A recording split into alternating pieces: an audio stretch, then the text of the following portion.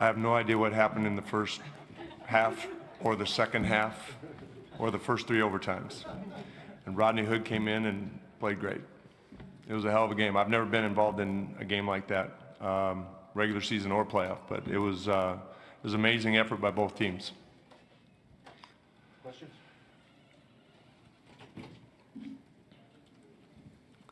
Royce Young, ESPN. Terry, the sub 2 go to Rodney there, was it just looking for some fresh legs type of thing? Well, I'd like to take credit for that, but actually Mo was cramping up a little bit, and so that was the reason for the substitution. But we did go to him a couple times. Obviously, the 3-point shot was, a scramble situation. CJ made a great play, but we did go to him because we liked the matchup a couple times, and he had fresh legs. Terry, what about your thought process in a game like that on whether to stay with the guys who are in there who obviously look tired, or put a guy in who hasn't played in quite a while too? How tough is that decision? It's a tough call. I think most coaches just kind of go with the guys who are involved in the game, guys who have gotten you to that point. Guys have been sitting on the bench for a while and maybe a little cold. It's just, both. It's just like a heavyweight bout where you just, battle of attrition. But it's a good question, but I do think most coaches kind of leave those guys in there because they're in the flow of the game and they got you to that point. Terry, Eric Anderson, Associated Press. Dame had only 2 turnovers tonight. They were blitzing him a lot, 8 assists. What'd you like about his game tonight, getting the ball to other guys? He didn't necessarily shoot the ball well, but he, 2 big plays, 2 big layups towards, wasn't looking good there for a while, and he gets to the rim twice. That was huge. It was fighting through fatigue because we asked so much of him at both ends.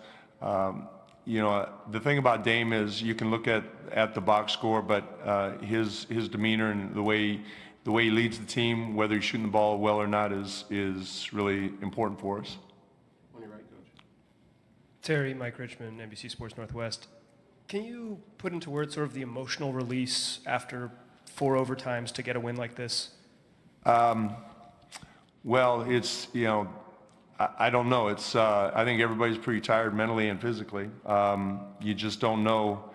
The game was won and lost so many times by both teams. It was a roller coaster. Every overtime was a roller coaster. So I think it was, I don't know if it was as much elation as it was relief, but it was, I'll take either one. In the back on the right, Coach. Joe Freeman with the Oregonian. Terry, can you just describe Enes Kanter and what he's giving you, and how he's playing with his shoulder, and he took that hard fall into the front row, just what he's giving you? I tell you, my hat's off to Enes. He's a warrior. He goes out there. I don't know how much pain he's in. It looks like it's a painful situation for him. I asked him, I don't know how many times, how he's doing. I'm okay, coach. I'm okay. He just battles. He's given us so much at the end of the regular season, obviously in the playoffs. We wouldn't be in the position we're in without him, but he's remarkable. Third row middle. Yes, right here.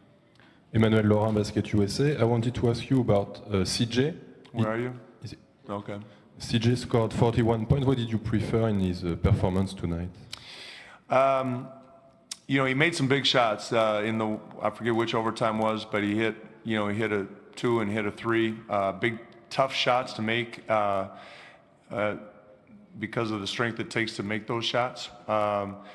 He made some really clutch shots, and I thought, he was actually, had probably a little bit more of a game going, but Will Barton did a nice job on whoever he was guarding, but for CJ, even though I don't know, what he actually shot, but for me it was more about the timeliness of his shots. Back row center.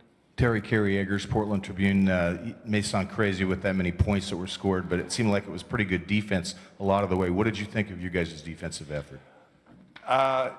I thought it was good. I mean, when you look at every overtime, there wasn't a lot of scoring in overtime.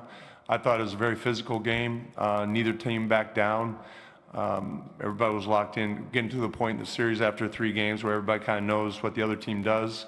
Everybody kind of gets locked in, so it's kind of hard to score. But yeah, it was, I thought, when you look at the shooting percentages, you know, it was just a hard-fought game, and there was certainly a lot of defense. You know, Denver did a hell of a job on the offensive boards. You know, just like game 2 in the 4th quarter, they really pounded the glass, and that kept them in the game for I don't know how many 4th quarter and the overtimes, but yeah, I don't know if that was very, very good offensive rebounding team, but fatigue maybe came into that for us. Last question, front row right. Terry, Joseph Henderson, Associated Press. I know it's only 1 win in 1 game, but does it feel like more than 1? And how much? Well, it's 1.5 since we played. We played a game and a half, so let's get 1.5. How much But we can- still have to get to 4. How much can that momentum mean going into game 4? I don't know about momentum. I mean, we'll see. It's a quick turnaround for a Sunday 4 o'clock game, so it'll be interesting how both teams come out going into game 4. Okay, thanks, Jim. All right, thank you.